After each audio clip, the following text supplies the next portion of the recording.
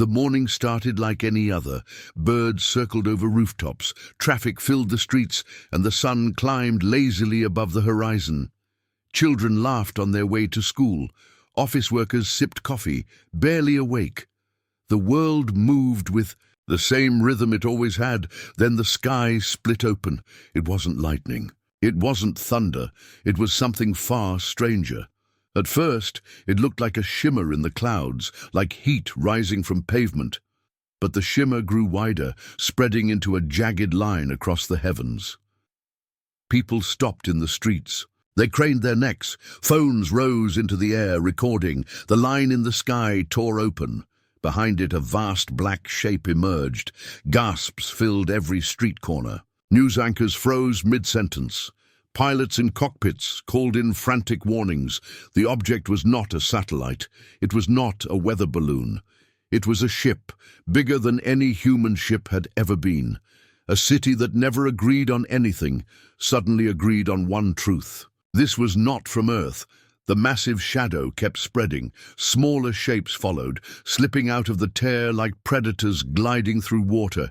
They slid into position above the world's largest cities: New York, Beijing, London, Cairo, Sydney, São Paulo. They did not fire. They did not move. They just hovered, black and silent, blotting out the sun. People ran. Cars crashed. Sirens screamed. The world shook, not from weapons, but from fear. In Washington, the president was rushed into a secure room. In Beijing, generals barked orders. In Moscow, radars screamed warnings no one understood. The same question filled every room. What do they want? The answer came. Every screen, every radio, every speaker, every phone lit up at the same time. A voice rolled across the world. It was deep, layered, like several voices speaking at once. People of Earth, you are surrounded. Your weapons are useless. Your defenses mean nothing. We are the Klyth. We have conquered countless worlds. You will surrender. The words struck like hammers. On busy streets, people froze. In schools, children clutched teachers. In military bunkers, men and women felt their stomachs twist. The voice continued. Your lives will be spared if you submit. Resist and you will be erased. You have 24 hours to decide. Choose wisely. Then the message ended. Silence followed. No one spoke. Even the air seemed heavy. The sky still held the black ships. They did not leave. They did not move. They simply waited. Chaos erupted. Some people prayed. Some shouted that the end of the world had come. Others grabbed whatever they could carry and fled. Supermarkets overflowed. Roads clogged with traffic. Families fought over food, water, fuel. In government halls, the debate began. The American president slammed his fist on the table. We don't surrender. Not now, not ever. A general shook his head. Sir, their ships are bigger than cities. If they attack, millions will die in the first hour. They will die anyway if we kneel, another snapped.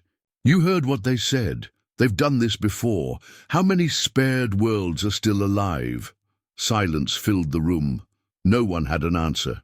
Across the ocean, leaders in Europe, Asia, and Africa argued the same way. Some wanted to surrender, hoping the aliens would show mercy. Others demanded resistance. The United Nations called an emergency meeting, but even as they spoke, half the members were already building underground shelters for their own families. The world was divided. Fear made every argument louder. In a small town in Kansas, a farmer named Daniel stood in his field, staring up at the giant shadow over the horizon. His teenage son, Luke, clutched his arm. Dad, are we going to die? Daniel didn't answer.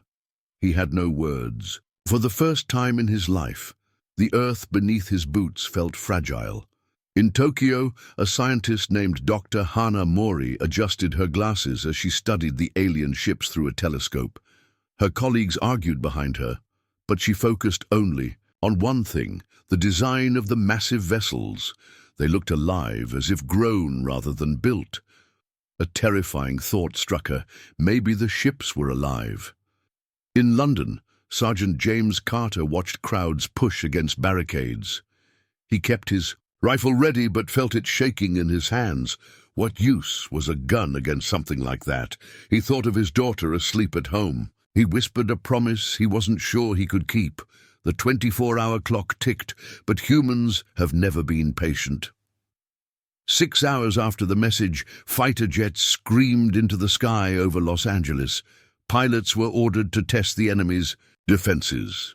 Cameras followed the planes as they climbed toward the black shape blotting out the sun. Millions of people watched on live television, holding their breath. The jets fired. Missiles streaked through the air and slammed into the alien ship. Explosions lit the sky. Cheers erupted from city streets. People hugged, cried, shouted in triumph. But the smoke cleared. The alien ship remained untouched. The missiles had not even scratched its surface. Then the ship answered. A single beam of blue light shot down. It didn't roar. It didn't explode. It whispered, silent, bright, final. The entire squadron of jets disintegrated in an instant. No wreckage fell. No pilots survived. The crowd's cheers turned into screams. People stampeded. News anchors went pale. The aliens had shown their power. Humanity had no chance, at least not in the open. Far from the cameras, Sergeant Carter sat in a dark barracks, staring at his weapon. Around him, soldiers whispered, some cursing, some crying. One of them muttered, "We should just give up. Maybe they'll let us live." Carter slammed his fist on the table. His voice cut through the room. "No, if we kneel, we die as slaves. If we fight, we die as humans. And maybe, just maybe, we show them what we're made of." The room fell, silent. Soldiers looked at him, some with fear, some with respect. Carter didn't know if they had a chance, but deep in his chest, he knew one thing: he would not surrender. Not now. Not ever. In Tokyo, Dr. Hana Mori replayed the footage of the alien beam over and over. She slowed it, analyzed it, measured the energy output. It wasn't just a weapon. It was controlled light, impossibly precise. But then she noticed something strange. For a fraction of a second just before the beam fired, the ship's surface flickered, a ripple, a weakness. Her heart pounded. It wasn't much. It wasn't certain. But it was something. She whispered to herself, "They are not gods. They can bleed." The 24 hours crawled forward. The world waited. Some built barricades, some prayed, some prepared to fight. But the truth was clear. Humanity had never faced anything like this.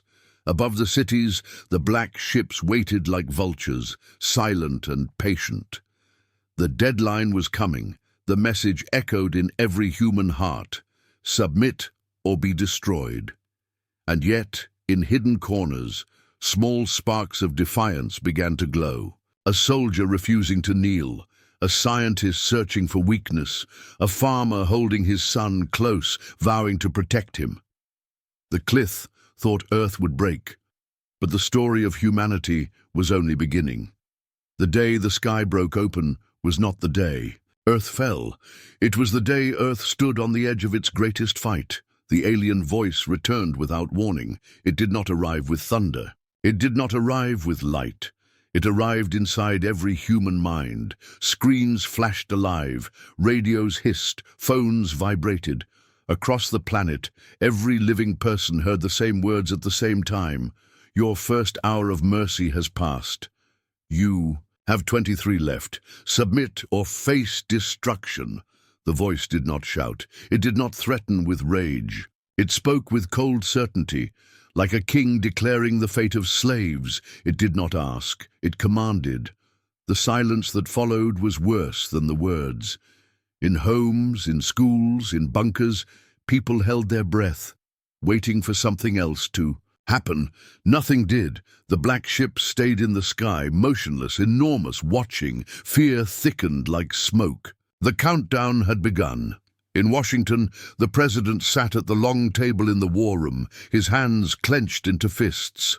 Around him, generals and advisors argued so loudly that no one listened to anyone else. "They will wipe out our cities," one shouted. "They will enslave us," another countered. "They are already enslaving us," a third said. "Look around. People are obeying without a shot fired." The president slammed his hand down.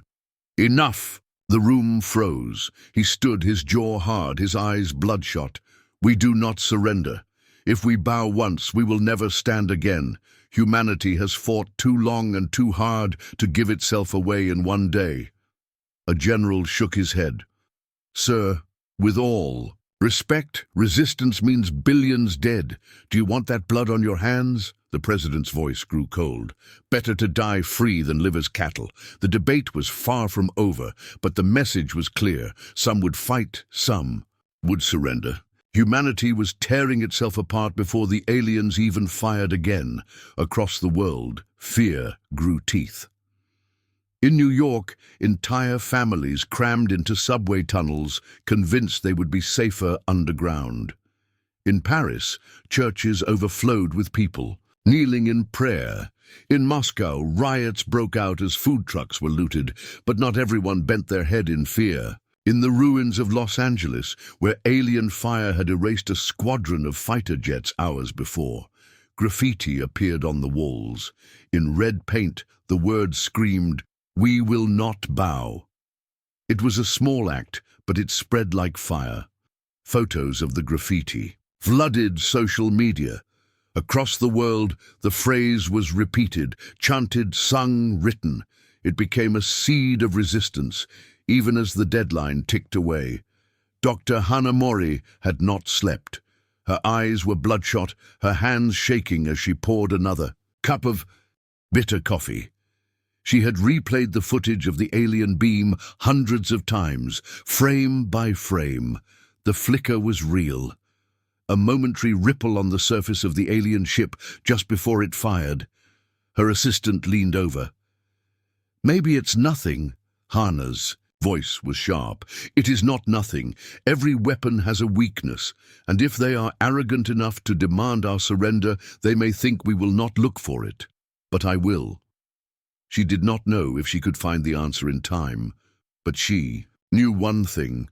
She refused to die without trying. Sergeant James Carter sat with his unit in a dim bunker beneath London. The room stank of sweat and fear. One soldier whispered, "If the order comes to surrender, do we obey?"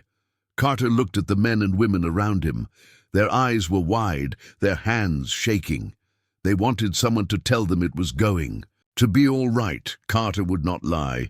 "If the order comes, you do what you believe, but I'll tell you what I believe." He leaned forward, his voice steady. "We were not born to bow. If they want this world, they'll have to bleed for it.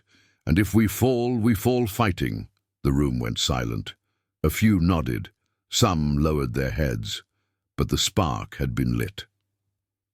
At the 12th hour, the sky itself pulsed. The black ships glowed with deep blue light. Once again, the voice of the Klyth rolled across the earth. "You waste our patience. On every world before yours, resistance ended in fire. On every world before yours, surrender bought survival. Do not mistake mercy for weakness. This is your final chance." Images appeared on screens. Alien cities burning with fire. Alien corpses turned to ash. The Klyth showed their history like a trophy, a galaxy of broken civilizations that had refused to bow. Children screamed, adults wept, leaders hesitated. The message was clear. Earth was nothing more than the next broken world. In Kansas, Daniel the farmer sat at his table with his son Luke. The boy's face was pale. His hands trembled as he clutched a glass of water. "Dad," Luke whispered, "should we give up?" Daniel stared at the wood grain in the table.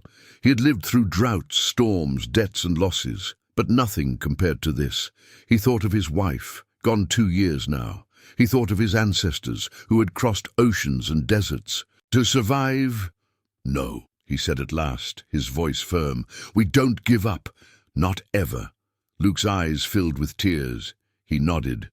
In that moment, a father's choice became a boy's courage.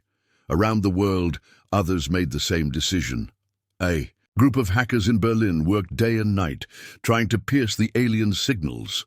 In Nairobi, street fighters gathered, promising to defend their homes with whatever weapons they could find. In Brazil, entire villages armed themselves with old rifles and spears, vowing that if they were to die, they would die as warriors. The Klyth expected fear, but they had not expected defiance to spread. The hours bled away. 20, 19, 18. The clock was ticking.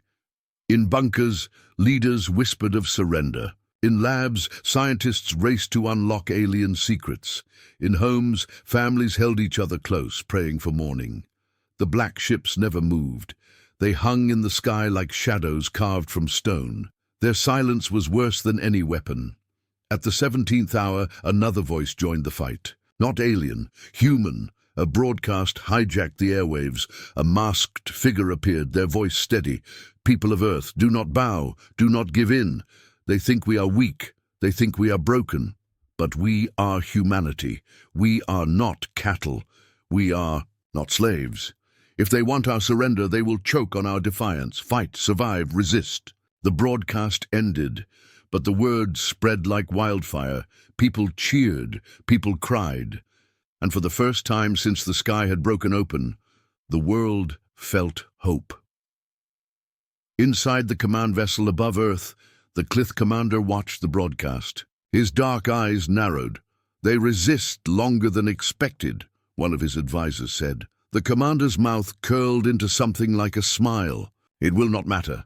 They will learn as the others learned. When the first cities burn, they will crawl to us in chains. His clawed hand hovered over the console. If they do not submit at the deadline, we begin the cleansing. Dr. Hannah, Maury rubbed her eyes. She had been staring at the same data for hours. Then she saw it. The flicker was not random. It was a pulse, a cycle. Each time the ship fired its weapon, its shields weakened for less than a second, barely visible. But real. She slammed her fist on the desk. There it is. They can be hurt. Her assistant's eyes widened. But how? No weapon we have can strike fast enough in that tiny window. Hannah leaned forward, her voice fierce. Then we build one. Or we die trying. At the 22nd hour, the Klyth voice thundered again. You have 2 hours left. Submit or face extinction. The words shook the world. In some places, people broke. Governments drafted letters of surrender. Families begged leaders to kneel. But in other places, guns were loaded, barricades built, weapons sharpened. The world was dividing into two, those who would kneel and those who would fight. Sergeant Carter looked up at the black shadow in the London sky. He gripped his rifle tighter. Come on, he whispered. Try us. The countdown reached its final hour, 60 minutes until the end of the world. In Washington, the president stared at a blank document labeled Declaration of Surrender. His hand hovered over the pen. In Tokyo, Dr. Hanamori scribbled formulas faster than she could speak, her eyes wild with determination. In Kansas, Daniel held his son close as the boy whispered, Dad, are they coming? In London, Sergeant Carter stood on the roof, staring at the silent ship above, the weight of the entire city pressing on his shoulders. Above them all, the alien ships glowed brighter, their weapons charging. The deadline was almost here. The world held its breath. The Klyth had demanded surrender. Humanity had 1 hour left to choose. The deadline struck 0. The alien ships glowed with deadly blue light, their weapons ready to erase entire cities. People screamed in streets and shelters, waiting for the fire to fall. The Klyth had promised destruction if humanity refused to kneel. Humanity had refused, but the fire never came. The blue light faded. The black ships returned to silence. The sky was heavy with shadows, but no city burned. The voice of the Klyth spoke again, cold and sharp. You are stubborn. Good. Stubborn prey is more entertaining. Your punishment will be slow. We will break your armies first, then your leaders, then your people. You will kneel, all of you. The broadcast ended. The world shook with fear. The Klyth had not destroyed humanity in one strike. They wanted something worse. They wanted to grind Earth into surrender. For many, it was the end of hope. But for a few, it was the beginning of something else. The beginning of resistance. The beginning of the Defenders. In London, Sergeant James Carter stood on the rooftop where he had waited for the sky to burn. His jaw was tight, his eyes locked on the massive alien ship above. "They could have wiped us out," one soldier whispered beside him. "They want us to break first," Carter answered. His voice was steady, but his chest burned with rage. "Then we don't break, ever." He turned to the frightened faces of his unit. "If they want our surrender, they'll have to take it from our dead hands. We fight. Not tomorrow. Now." The words lit something in the bunker. Fear remained, but it burned hotter, turning into defiance. A spark. Far across the ocean, in her Tokyo lab, Dr. Hana Mori leaned over her desk, surrounded by half-eaten food, glowing screens, and endless calculations. Her hands trembled as she pointed to the flickering pulse she had found in the alien shields. "This is it," she told her assistant. "Their defense is not perfect. It drops for a fraction of a second every time they fire." Her assistant frowned. "That's impossible to use. No missile can strike that fast." Hana's eyes gleamed with fire. "Then we create one that can." She didn't know if she had the time or the resources, but she knew the truth. Humanity had one chance to survive, and it lived in that flicker. On his Kansas farm, Daniel sat with his son Luke in the dark. The boy clutched a shotgun that was too heavy for his hands. "Dad, the ships didn't fire. Why?" Luke asked. Daniel's voice was grim. "Because they don't want to end us quick. They want to watch us bow." Luke swallowed hard. "So what do we do?" Daniel looked at the weapon in his son's hands. Then he looked at the stars. "We don't bow, not today, not ever." It was not a plan. It was not a strategy. But it was the same fire that was beginning to spread across the world. At midnight, radios across Europe crackled with a hidden signal. A voice spoke through the static. "To anyone listening, this is not the end. This is the start. There are scientists working. There are soldiers waiting. There are people willing to fight. We are forming a resistance. If you hear this, you are not alone. We are the Defenders." The message repeated, bouncing across secret channels, carried on stolen frequencies. Soldiers in bunkers listened. Hackers in basements listened. Farmers in barns listened. People who had been ready to give up lifted their heads. For the first time since the sky broke open, humanity had a name for its hope. The Defenders, the Klyth, were not idle. 2 days after the deadline, one of their smaller ships descended toward Nairobi. It hovered over the city, a predator waiting to strike. Panic spread through the streets. Thousands ran, screaming, expecting fire to fall. But the Defenders were ready. Hidden in abandoned buildings, human fighters aimed stolen rocket launchers and improvised weapons at the alien craft. Sergeant Carter had been flown in secretly to help coordinate the attack. "On my signal," he whispered into his radio. His voice was calm, but his hands clenched around his rifle.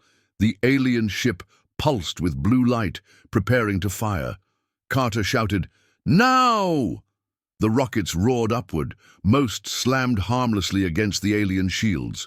But one rocket struck just as the pulse flickered. For a split second the shield weakened and the rocket pierced through. The alien ship screamed as fire tore through its side. The massive craft lurched, sparks spilling from its body, before crashing into the earth in a shower of flame. The streets erupted in cheers. People shouted, hugged, cried. Humanity had struck its first blow. Carter stared at the wreckage. His voice was low but fierce. "We can fight them. We can win." High above, in the command ship, the Klyth commander watched the destruction of his scout vessel. His black eyes narrowed. "Primitive weapons should not breach our shields," one advisor hissed. "They found the pulse," the commander answered. His voice was calm, but his claws dug into the console. "Stubborn, clever prey. Very well. Let them believe they have hope. When we strike again, it will be with fire they cannot resist." His cold smile promised slaughter. News of the Nairobi victory reached Dr. Hanamori's lab within hours. She stared at the footage of the burning alien ship with wide eyes. Her theory was right. The flicker was real. "We need to build weapons that can strike exactly in that moment," she whispered. "We need precision, speed, and power." Her assistant frowned. "We don't have the resources. Governments are too divided." "Then we steal the resources," Hannah said fiercely. "We don't wait for leaders. We become the leaders." For the first time, she allowed herself to smile. Humanity had drawn blood. Now the real work could begin. The fall of the alien scout in Nairobi spread across the world in hours. Videos showed the ship burning, collapsing, crashing into the dirt. For the first time, the Klyth were not invincible. In Paris, people poured into the streets, chanting. In Mexico City, murals appeared of humans standing tall against the alien shadows. In Sydney, dockworkers formed human chains, swearing to defend their coast. The fear had not vanished, but something stronger was rising to meet it. Defiance. In the London bunker, Carter addressed his unit again. They were tired, afraid, but their eyes burned brighter now. "You saw it," he told them. "They can be hurt. They can be beaten. They think we are animals. They think we are prey. We will show them what it means to fight humans. We are not prey. We are defenders." The words spread, carried by whispers and recordings. Soldiers repeated them. Civilians repeated them. The name grew stronger. On his Kansas farm, Daniel received the secret broadcast about Nairobi. He listened to the crackling voice calling for defenders. He looked at his son, Luke, whose eyes were wide with hope for the first time in days. "Dad, did you hear? We can fight back." Daniel placed his hand on his son's shoulder. He had never been a soldier, never been more than a farmer. But he knew the truth now. The defenders needed everyone. He stood tall. "If they want people, they have people. We'll fight." The defenders were rising. From soldiers in bunkers, to scientists in labs, to farmers in fields, humanity was finding its courage. The Klyth had wanted fear. Instead, they had planted rebellion. But in the cold silence of space, the Klyth commander prepared his next move. The destruction of one scout ship meant nothing to him. He would show Earth what real fire looked like. Above the planet, the black ships began to move for the first time. They were no longer waiting. The defenders had risen. Now the war was truly beginning. The sky caught fire. It began without warning. Alien ships that had hovered silently for days suddenly lit with a furious blue glow. In seconds, beams of energy tore through the air and slammed into the world's greatest cities.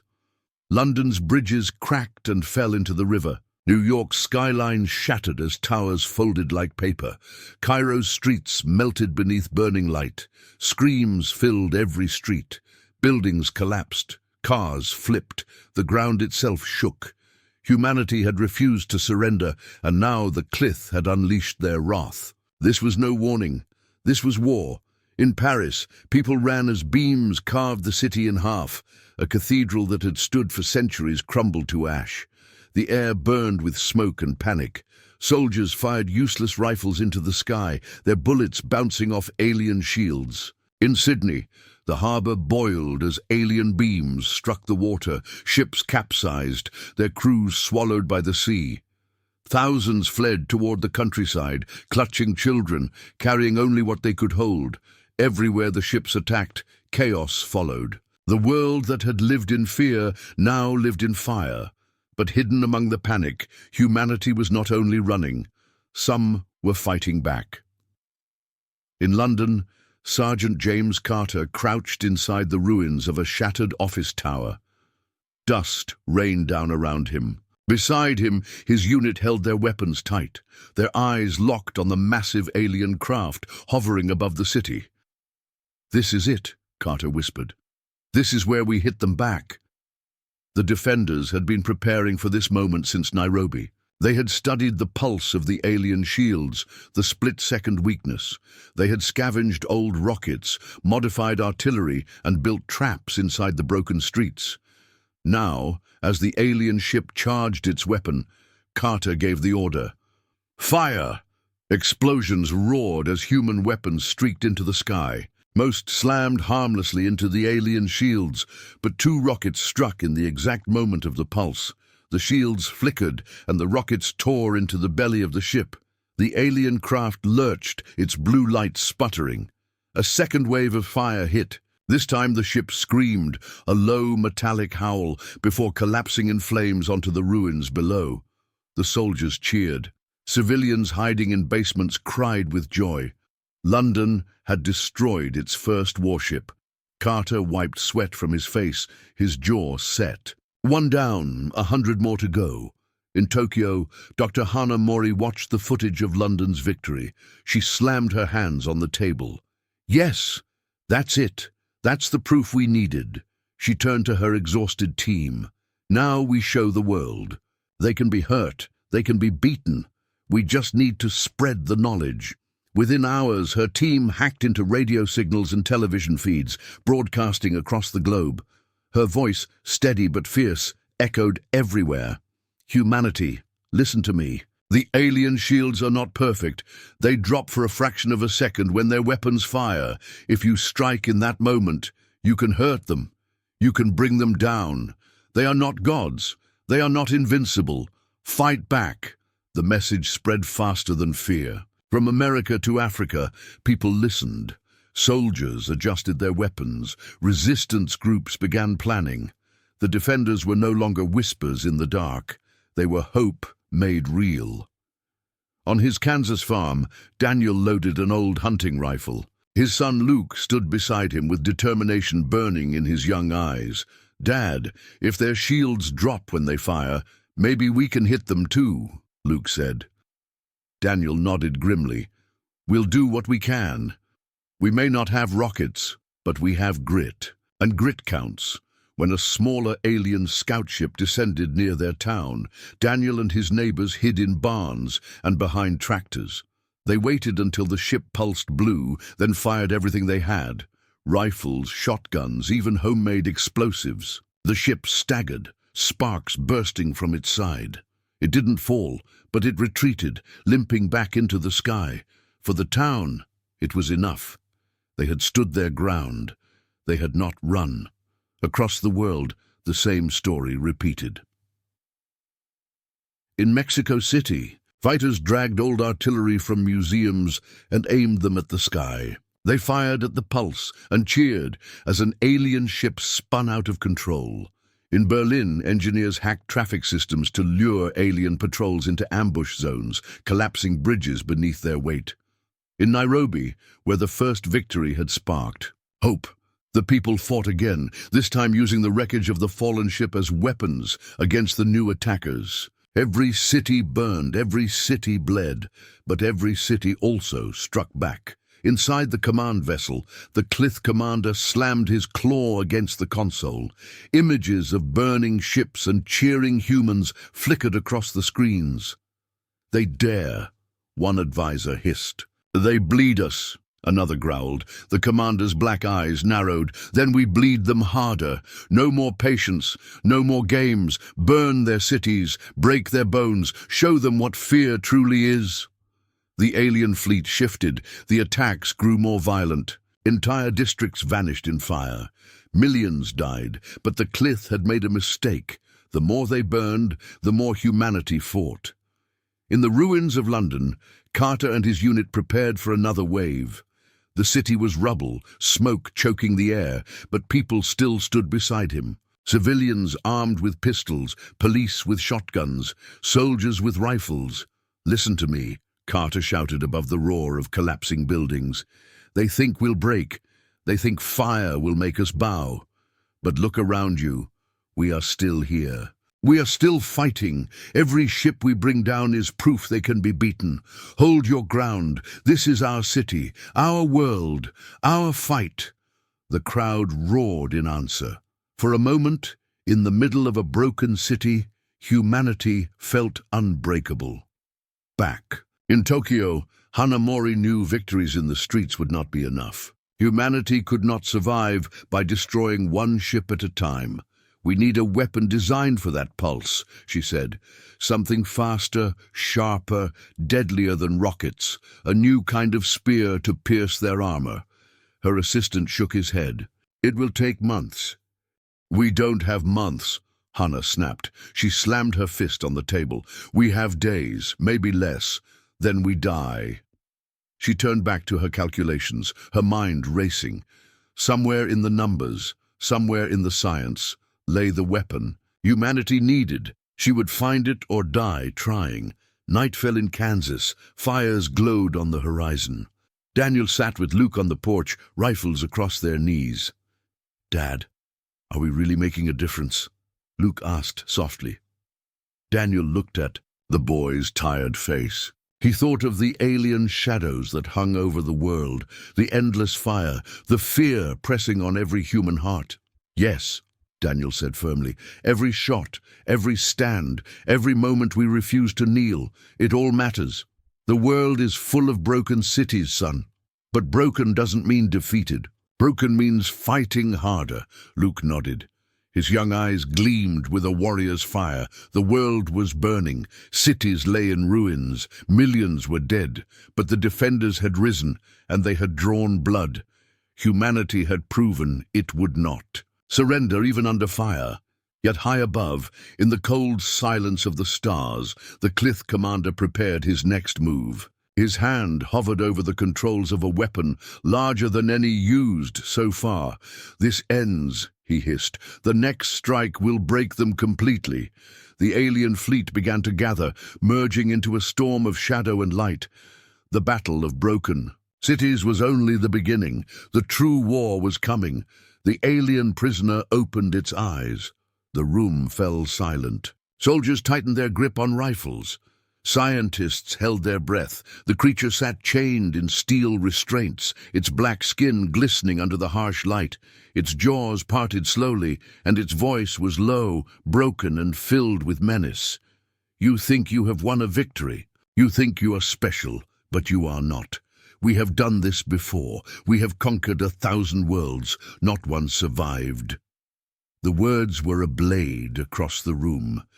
Humanity leaned closer, desperate for answers, desperate for the truth, and for the first time, the enemy was about to speak.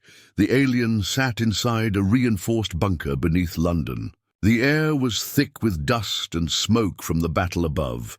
Sergeant Carter stood at the front, his jaw tight, his rifle hanging at his side. The creature's eyes shifted across the humans. They were large, black, endless pits that seemed to swallow light. Its hands, though bound, flexed like claws eager for blood. "You bleed us," the alien hissed. "But it does not matter. We will burn your skies. We will salt your soil. Your species is finished." Carter stepped forward, his voice cold. "Then tell me why. Why us? Why Earth?" The alien's smile was thin and sharp. "Because you are in the way." Dr. Hanamori entered the room, her eyes blazing with determination. She carried no weapon, only a tablet and a calmness that masked the storm inside her. "You said you've done this before," she said firmly. "You said other worlds fell. Then tell me how they fell. Tell me what mistake they made that we cannot." The alien tilted its head. "They bent, they begged, they surrendered. They believed mercy existed, and mercy does not exist." Hana leaned closer. "But we didn't surrender." For the first time, the alien's grin faltered. Hours passed as the interrogation dragged on. Hana pushed the creature with questions, with evidence, with truths it tried to deny. Carter watched in silence, studying every twitch of the alien's body. "Finally," the alien whispered, its tone filled with disdain. "You have seen it already. The pulse, The flicker of our shields, that is the only moment we are vulnerable. Hana's eyes widened. The weakness is real. The weakness can be exploited. The alien snarled. You cannot move fast enough. You cannot build weapons sharp enough. The flicker is less than a breath. You will fail, as all others failed. Carter slammed his fist on the table. Then we'll move faster. We'll build stronger, and we'll make sure Earth is the first world you never conquer. The alien's silence was answer enough, but Hana was not finished. Why? She demanded. Why this endless war? Why destroy? Why strip worlds clean? The alien's black eyes seemed to gleam. Because it is the law of the stars. Weakness feeds strength. The strong consume the weak. That is the way of life. That is the way of... The Klyth, Hana shook her head. No, that is the way of extinction, and you will learn that soon. The alien leaned forward, chains clinking. You will not survive. Your kind has fire, yes, but fire burns out. Fire always burns out. Outside the bunker, Hana replayed the interrogation. Her mind raced. The pulse was real. The weakness was real. But speed was the challenge. Humanity's weapons were too slow, too clumsy. She turned to her assistant. We need a new design. Something that can strike in less than a heartbeat. A railgun, maybe. Or a laser tuned to the exact frequency of the shield. Something that moves at the speed of light. Her assistant frowned. We don't have the resources. Not in time. Hana's eyes hardened. Then we steal theirs. We use their own technology against them. The thought hung heavy, risky, dangerous. But it was the only path forward. Meanwhile, Carter stood above the ruins of London. Smoke curled into the sky. Fires burned in the distance. He could hear cries echoing through the broken streets. He thought of the alien's words. 1,000 worlds had fallen. Not one survived. The weight pressed on him like a stone. But then he looked at the people. Civilians carrying buckets of water to douse fires. Children holding on to parents, refusing to let go. Soldiers rebuilding barricades even as the dust still fell. Carter's jaw set. Humanity was not like the others. Humanity did not kneel. In Kansas, Daniel and his son Luke searched the wreckage of the crippled alien scout ship. Sparks popped from broken panels. The air smelled of burned metal. Luke pointed. Dad, look at this. The inside of their ship is glowing. What if it's their power source? Daniel approached cautiously. He touched the alien console. It hummed beneath his hand, pulsing like a heartbeat. He smiled grimly. Maybe we don't just fight them with our weapons. Maybe we fight them with theirs. The townsfolk gathered, staring at the wreckage. For the first time, Daniel felt not just like a farmer defending his land, but like a soldier holding the key to a greater war. Back in the bunker, the alien prisoner stirred again. Soldiers jumped, rifles raised. The creature's voice was softer this time, almost like a whisper. You are fools. You think victory is close, but you do not understand. What you fight now is not the full might of the Klyth. These are only the vanguard. The true swarm waits in the dark. When they come, your world will drown. The words froze the room. If it was true, the war had only just begun. But Carter stepped forward, his voice a blade of steel. Then let them come. We'll show them. Earth is not like the others.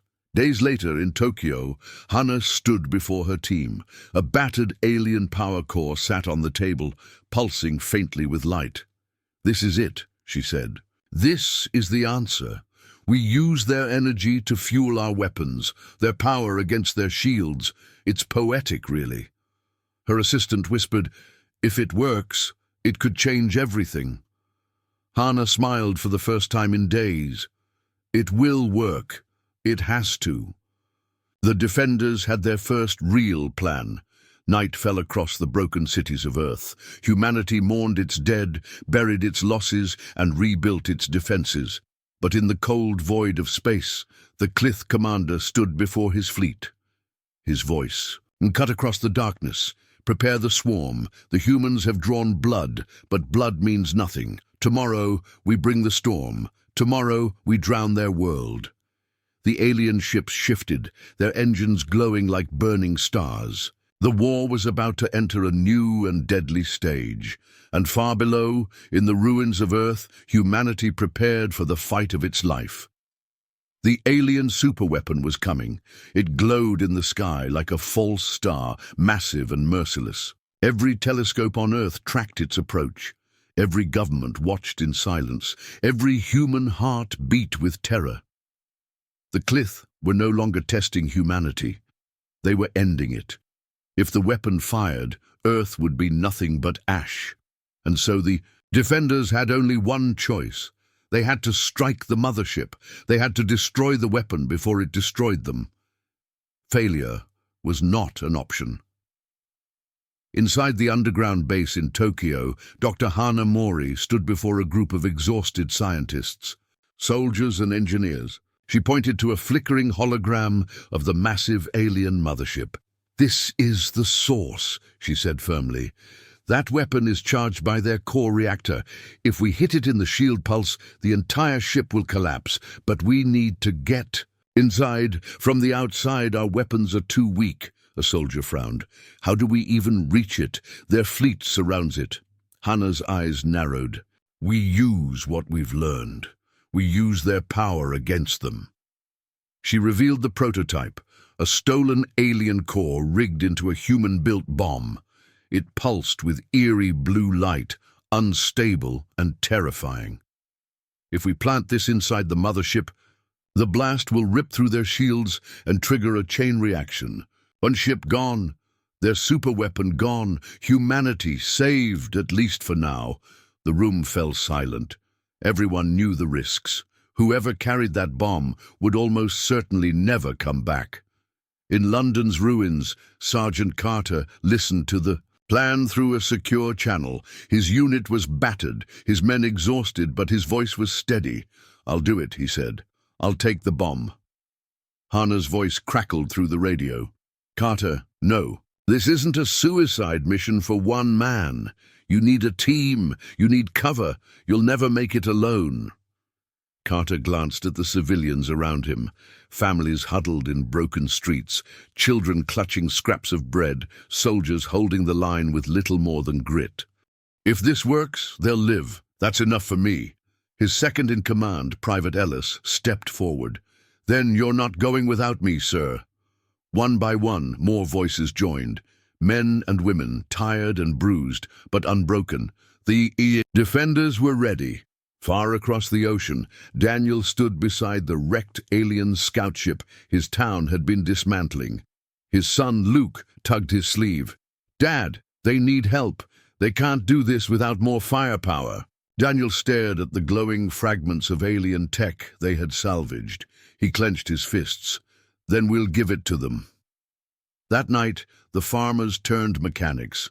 They stripped the ship, rebuilt its weapons, and mounted them onto trucks and tractors. It was crude, it was dangerous, but it was power. When dawn came, Daniel sent a message to the defenders. "We're bringing you a gift. It's time Earth fights back with alien guns." The mission began under a blackened sky. The alien mothership loomed above, its surface glowing with rivers of blue light. Smaller warships swarmed around it like predators circling prey. Carter and his team boarded a stolen alien shuttle, its hull patched with human steel. Inside, the unstable core bomb hummed. The air was thick with tension. "Once we're in," Carter said, "we move fast. No hesitation. We plant the bomb, we run. If anyone falls, we don't stop." "Understood," the soldiers nodded, their faces grim but determined. The shuttle rose into the sky, slipping into the swarm of enemy ships. For a heartbeat, it seemed to work. The aliens didn't fire. They thought it was one of their own. Then the alarms blared. The shuttle slammed into the docking bay of the mothership. The doors burst open, and Carter's team stormed out, rifles blazing. Alien soldiers shrieked, their claws slashing, their weapons glowing. The humans moved like shadows, taking cover behind alien machines, firing into the pulse of their shields. Carter led from the front, his rifle kicking hard with every shot. "Move!" he shouted. "We're not here to win a battle, we're here to end a war." Step by step, they carved a bloody path through the mothership's corridors. Blue light spilled from cracked walls. The air vibrated with the hum of alien power. At last, they reached the core chamber. The reactor towered above them, a column of living light, pulsing like a beating heart. The heat was unbearable, the glow blinding. "This is it," Hana's voice crackled through Carter's earpiece. "Plant the bomb at the base. The feedback will tear the ship apart." Carter set the bomb down, his hands steady. The alien core inside it glowed brighter, resonating with the mothership's energy. The floor trembled, but before he could finish, the chamber doors exploded. The alien commander stepped inside. He was taller than any soldier, his body armored in black plates, his claws dripping with energy. His eyes burned with rage. "You think you are different," the commander growled. "You think you are strong, but you are nothing. Just another world to crush." Carter raised his rifle. "We're not like the others," the commander charged. The chamber erupted in chaos. Bullets tore through the air, sparks flew, and the alien's claws slashed with deadly precision. Soldiers fell one by one, but Carter held his ground, driving the fight closer to the bomb. The commander struck him down, claws ripping across his armor. Carter fell to one knee, blood dripping. Still he rose again. As the battle raged, the mothership shuddered. Outside, explosions tore across its surface. Daniel and his farmers had arrived with their makeshift alien cannons. Their crude weapons blasted holes in escort ships, giving Carter's team precious minutes. "Hold on in there," Daniel muttered. "We're buying you time." Alien fighters swarmed the skies, but the farmers fought like warriors, their tractors and trucks transformed into machines of war. For the first time, the aliens knew fear. Inside the core chamber, Carter faced the alien commander alone. His rifle was empty, his body was broken, but his spirit was unshaken. He grabbed the detonator. "You said fire burns out. Maybe, but before it does, it leaves scars, and we're going to scar you forever." The commander lunged, claws flashing. Carter pressed the trigger. The bomb screamed with light. The chamber shook. The commander's roar was drowned by the thunder of an explosion that tore through the ship. "Run!" Ellis shouted as the walls split apart. The surviving defenders dragged Carter's wounded body through collapsing corridors. Flames chased them, metal buckled, and the ship's alarms wailed. They burst into the docking bay just as Daniel's jury-rigged tractor smashed through the wall, its cannon blazing. "Get in!" Daniel shouted. The soldiers piled aboard. The tractor-turned shuttle roared out of the mothership as the core detonated behind them. The mothership split in two, fire consuming it from within. Its superweapon flickered, then exploded in a storm of light. The alien fleet scattered, their formation broken. Humanity had struck the turning point. The wreckage of the mothership fell into the ocean, sending waves across the shores. Across Earth, people looked up at the sky and saw fire raining down, not on them, but on the enemy. Cheers erupted from ruined streets. Bells rang from shattered churches. Humanity had destroyed the weapon that was meant to end them. Carter lay in a hospital bed, his body broken but alive. Hannah stood beside him, tears in her eyes. "You did it," she whispered.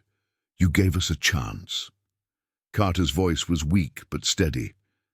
"No, we all did." But in the void beyond Earth, the Klyth swarm stirred. Thousands of ships, larger than any seen before, shifted in the darkness. The death of the mothership was not the end. It was the signal. The true invasion was about to begin, and humanity, though victorious, had only bought itself time. The sky was full of fire, not the fire of victory, but the fire of doom. From the darkness of space, the rest of the Klyth swarm arrived. Thousands of ships, each larger than mountains, poured into orbit above Earth. Their engines burned like stars, their shadows swallowed continents. The destruction of the mothership had not ended the war. It had started the final one. This was no longer an invasion, it was extermination. Across the ruined world, sirens wailed, radios crackled, screens flickered with desperate messages. All forces, prepare for engagement. This is the last stand. Hold your ground. Do not break. In every broken city, survivors picked up weapons. Soldiers dug trenches in rubble. Farmers loaded the alien cannons they had stolen. Children carried water to the fighters. Every human, no matter how weak, prepared to resist. For the first time in history, Earth was united under one banner: survival.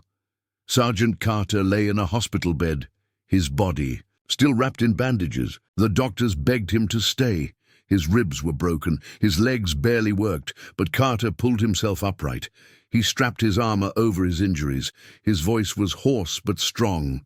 "If this is the last stand, I'm not watching it from a bed."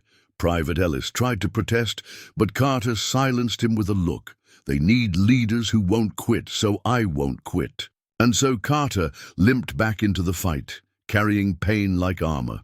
In Tokyo, Dr. Hanamori stood before a camera, her face pale but steady. She had cracked the alien technology, built new weapons, and fueled the defenders with hope. But now, words were the only weapon left.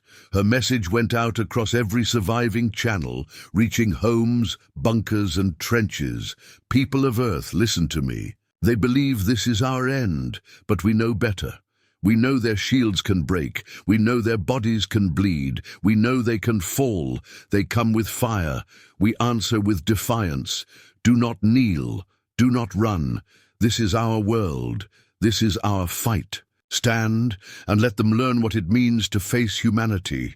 The world roared in answer. The swarm moved. Beams of blue energy rained down on every continent. Oceans boiled, forests burned, mountains split, but humanity was ready. In Africa, artillery. Batteries timed their shots to the alien shield flicker, blasting ships out of the sky.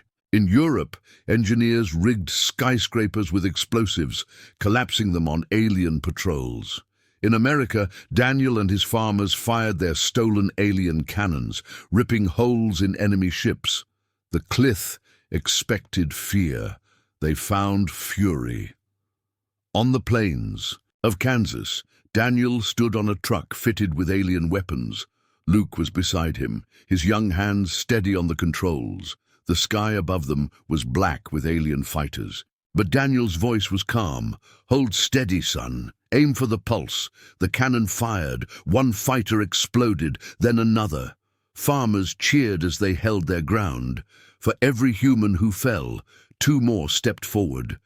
The aliens had never seen. Pray that bit back. The last stand was everywhere. In Moscow, tanks rolled through broken streets, firing shells into the sky. In Rio, civilians hurled homemade explosives at alien ground troops, turning alleys into traps. In Cairo, women and children passed rifles along barricades, keeping the line alive. In Sydney, firemen turned water hoses into weapons, spraying burning alien beasts until soldiers finished them off. The world was not one battlefield. It was thousands, and every one of them burned with resistance. In London, Carter led a unit through the rubble. His steps were slow, his wounds screaming, but his spirit unbroken.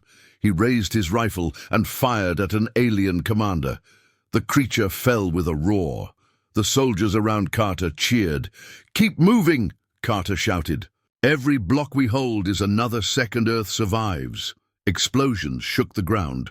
Dust filled the air. Carter coughed blood, but still he fought.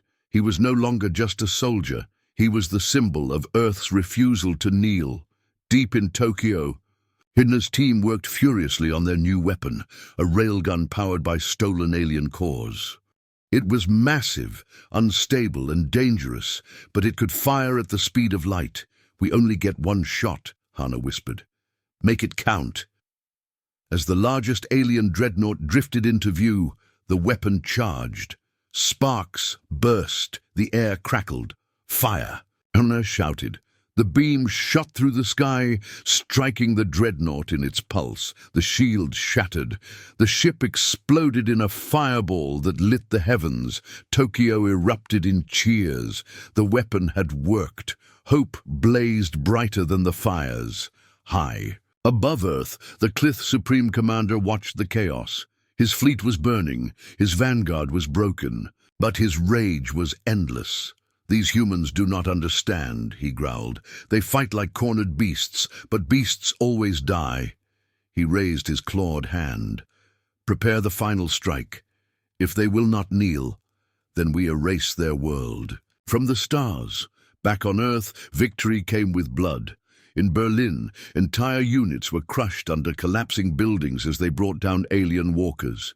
In Mexico City, resistance fighters died to draw alien ships into ambushes. In London, Carter's men fell one by one, their bodies lining the streets they swore to protect.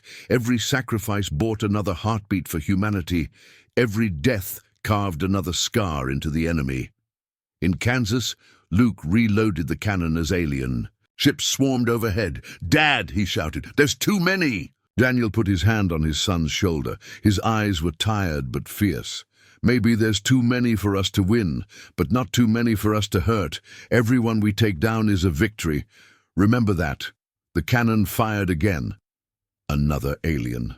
Ship fell flaming from the sky. As the battle raged across the globe, Hana received word.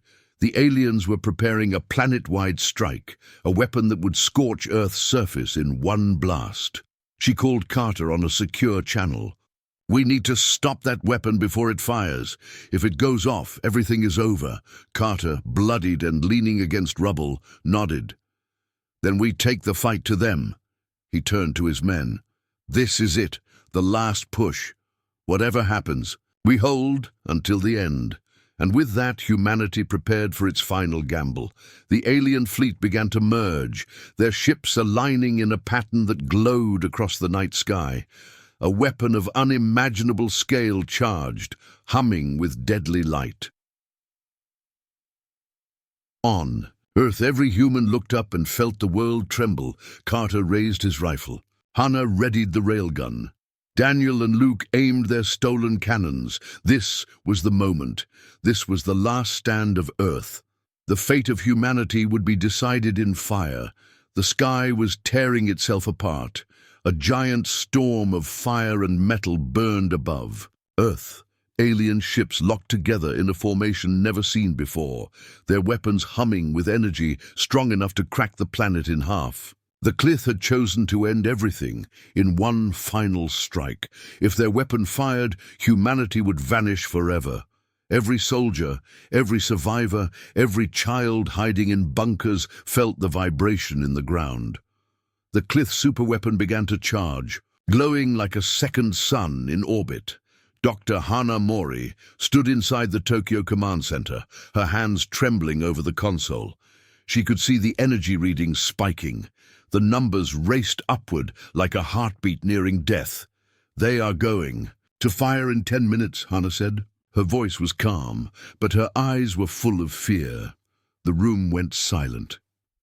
10 minutes to save the world. In London, Sergeant Carter leaned on his rifle, blood dripping from his torn uniform. His men were dead or scattered, but his spirit had not. Broken. He looked at the smoking sky and clenched his teeth. "If they want to wipe us out, they're going to have to look us in the eye while they try." He raised the radio to his mouth. "This is Carter. I'm still alive. Give me a target." Hana's voice came through, steady and urgent. "The weapon core is inside their central command ship. It's shielded, but not invincible. We need someone to get close enough to strike it." Carter's lips curved into a grim smile. "Then that's where I'm going." On the plains of Kansas, Daniel and Luke sat inside their stolen alien truck cannon. The machine shook as the sky burned overhead. Luke's face was pale, his hands white from gripping the controls. "Dad," he whispered, "that thing in the sky, it's too big. We can't stop it." Daniel placed a rough hand on his son's shoulder. We don't need to stop all of it. We just need to hurt it enough for the others to finish the job. One shot, Luke. That's all we need. The boy nodded, swallowing his fear. Together, father and son prepared to fire at the heavens. In Tokyo, Hana's team worked on their unstable railgun. It had already destroyed a dreadnought, but the damage from that shot had nearly torn the machine apart. Sparks flew from the cables. Smoke rose from the core. One engineer shouted, "It won't survive another shot!" Hana gripped the bridge controls anyway. "Then neither will we. Charge it." The machine hummed, groaning like it might explode at any second. Hina wiped sweat from her forehead, her eyes locked on the sky. If this is the end, let's make sure we leave a scar. All across the globe, humanity hurled everything they had left. In Moscow, tanks fired their last shells into the sky. In Rio, resistance fighters strapped explosives to their chests and stormed alien walkers. In Cairo, women held rifles beside men, firing into the night without fear. In Sydney, firefighters and civilians together loaded anti-air weapons, scavenged from fallen soldiers. Every corner of Earth screamed the same message. We are still here. Carter led a small squad of survivors through the shattered ruins of London. The sky above them lit up as alien fire rained down. We need to reach the transport pad, Carter shouted. That's our only way up. They ran through fire and rubble until they reached the alien device that shimmered with strange light. Carter stepped onto the pad, his body shaking from blood loss, but his eyes burning with determination. The beam swallowed him, pulling him upward into the belly of the alien command ship. Carter staggered as he landed inside the alien vessel. The walls glowed with sickly blue light. Alien soldiers snarled, raising their weapons. Carter lifted his rifle and fired until it clicked empty. Then he pulled his knife. He fought like a man who had nothing to lose, slashing and striking until the floor was slick with alien blood. He pressed forward deeper into the ship, guided by Hana's voice in his earpiece. Straight ahead. You're close to the core. On the plains, Daniel and Luke aimed their cannon at the glowing weapon in the sky. The ground trembled as the alien formation neared completion. Now, Daniel shouted. Luke pulled the trigger. The cannon roared. A beam of stolen alien energy cut across the sky, striking one of the smaller ships fueling the weapon. The ship exploded, the blast rippling across the formation. The weapon flickered. The countdown slowed. Daniel raised his fist. Yes, that's one. But dozens more ships still powered the weapon. In Tokyo, Hana's railgun screamed as it reached full charge. The city shook from the unstable energy building inside. Target locked, the engineer shouted. Hana pressed the button. The railgun fired a blinding beam into the heavens. It ripped through another enemy ship, shattering it into flaming pieces. The weapon exploded immediately after, the tower collapsing in fire. Hina was thrown to the ground, smoke filling the air. She coughed, blood on her lips, but she smiled. They had bought more time. Deep inside the alien ship, Carter reached the core chamber. It was a massive sphere of burning light, pulsing with the energy of destruction. Alien guards swarmed around it, their claws sharp, their weapons ready. Carter raised his knife and charged. The battle was brutal. He was stabbed, burned, and beaten, but he fought harder than ever before. One by one, the aliens fell until Carter stood alone, drenched in blood, staring at the weapon core. His radio crackled. Hana's faint voice reached him. Carter, if you can destroy that core, the weapon will collapse, but you won't survive. Carter looked at the glowing sphere. He remembered the faces of his fallen soldiers. He remembered the children who had handed him water in the ruins. He remembered Earth. He pressed his hand against the core. Then I'll take it with me. Carter pulled the last grenade from his belt. He armed it and slammed it into the pulsing heart of the alien machine. The core screamed with energy. The ship shook. The grenade detonated. A blinding light swallowed the chamber. From orbit, the alien command ship erupted in a colossal explosion, tearing apart the formation. The superweapon collapsed, its glow snuffed out. The sky was filled with fire as alien. Ships panicked and broke formation. Daniel and Luke fired their cannon again, hitting another enemy ship. In Tokyo, Hana gave the order for every missile left to launch at once. In Moscow, the last tanks rolled forward and unleashed their fury. The alien fleet, once so unstoppable, began to crumble under the weight of humanity's rage. The supreme commander of the Klyth roared in fury as his fleet burned. He slammed his claws against the console. This cannot be. No world has ever resisted us. But his officers screamed for retreat. The humans had shattered the weapon. Their numbers were dwindling. Staying meant death. With a final snarl, the commander gave the order. The Klyth fleet disengaged and fled into the darkness of space. For the first time in history, the conquerors had been defeated. The skies cleared. The fires dimmed. Across Earth, silence spread as people realized the truth. The aliens were gone. Humanity had won. People fell to their knees, not in surrender, but in relief and triumph. Survivors embraced, crying and laughing. Soldiers raised broken rifles into the air. Children sang in the rubble. Earth was scarred but alive. In Tokyo, Hana stood among the ruins of her lab, her face streaked with ash. She listened to the radio reports. The enemy was gone. Humanity still stood, but her smile faded when she heard the confirmation. Carter had not survived. She closed her eyes and whispered, "Thank you, Sergeant. The stars will remember you."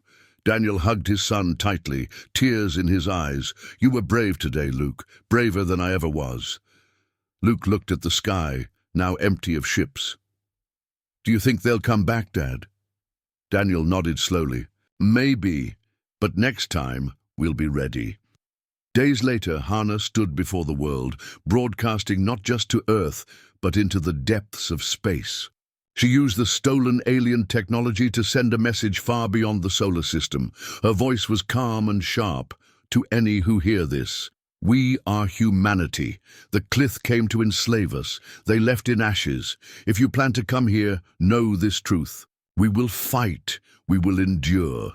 We will never kneel. This is our warning. This is our promise." The message streaked into the stars, carrying humanity's defiance across the galaxy. In the night sky, broken alien wreckage burned like falling stars. People across the world looked upward, their faces lit with the glow of victory. The war had scarred them. It had cost them blood, tears, and heroes. But humanity had done the impossible. They had stood against the most powerful conquerors in the galaxy, and they had won. The last stand of Earth had become the first chapter of a new legend. Humanity was no longer prey. Humanity was a force to be feared.